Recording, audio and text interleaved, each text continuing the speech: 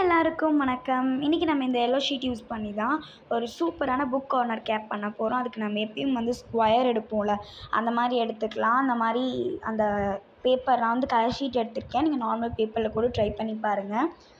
Square எடுக்கிற மாதிரி நீங்கள் ரெக்டாங்கிளாக மடிச்சுக்கோங்க.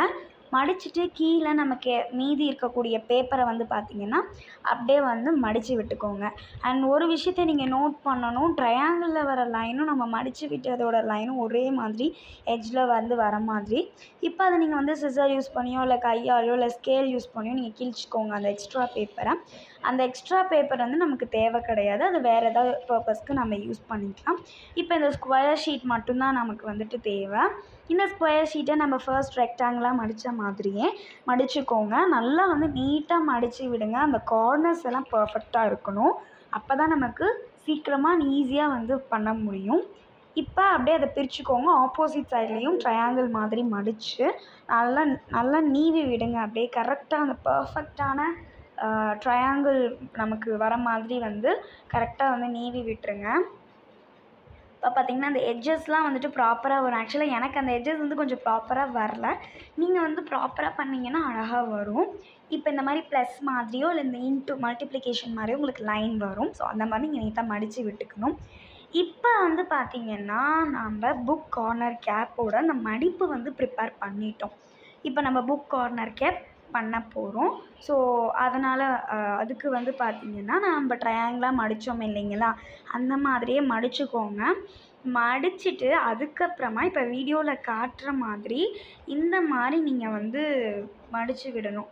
ஸோ அது கரெக்டாக பாருங்கள். பார்த்தீங்களா, அது கரெக்டாக மடித்து விட்டிங்கன்னா கரெக்டாக வரும். பட் எனக்கு சரியாக வரலை. நீங்கள் பண்ணும்போது கேர்ஃபுல்லாக மடித்து விடுங்க. கார்னர்ஸ்லாம் நீட்டாக நீவி விடுங்க. ப்ராப்பராக பண்ணிக்கோங்க. ஓகேயா? இப்போ நம்ம அதுக்கும் நமக்கு ஒரு மடிப்பு கிடைக்கும். இப்போ அதை நம்ம எடுத்துட்டு ட்ரையாங்கிளாக நம்ம ஃபோல்ட் பண்ணிக்கணும். ஃபோல்ட் பண்ணிட்டதுக்கு அப்புறமா பார்த்திங்கன்னா மேலே இருக்கக்கூடிய ட்ரையாங்கிளை அந்த எட்ஜு வரைக்கும் நீங்கள் மடித்து விட்டுக்கணும். ஓகேயா? ஸோ இப்போ இந்த வீடியோவில் காட்டுற மாதிரி பாருங்கள். இந்த எட்ஜில் வர மாதிரி அப்படியே அந்த மடித்து விட்டுக்கோங்க. மடிச்சுட்டு சைடில் நீட்டிகிட்டு இருக்கக்கூடிய ட்ரையாங்கிளை அந்த எட்ஜு நம்ம மடித்து விட்டோம்னா அதுக்கு மேலே வச்சு இந்த மாதிரி ட்ரையாங்கிளாக க்ளோஸ் பண்ணி விடுங்க. ஒரு சைடு க்ளோஸ் பண்ணிட்டோம். இப்போ இன்னொரு சைடும் நாம் க்ளோஸ் பண்ணிக்கலாம்.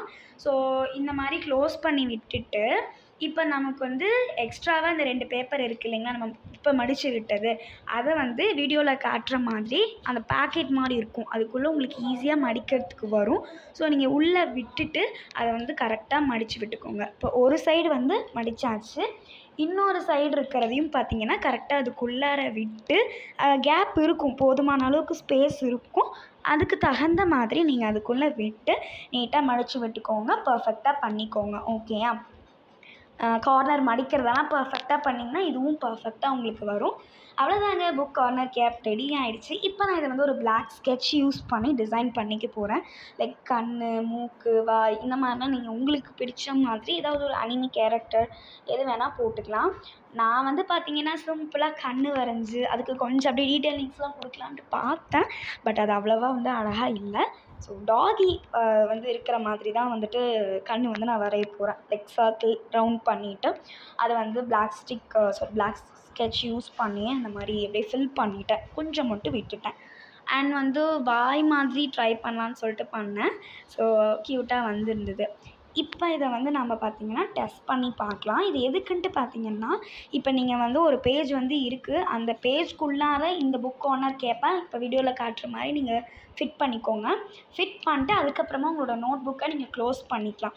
பண்ணிவிட்டு இப்போ டக்குன்னு அவசரமாக அந்த பேஜை நான் உடனே எடுக்கணுன்னா நீங்கள் எடுத்துக்க முடியும். ஏன்னா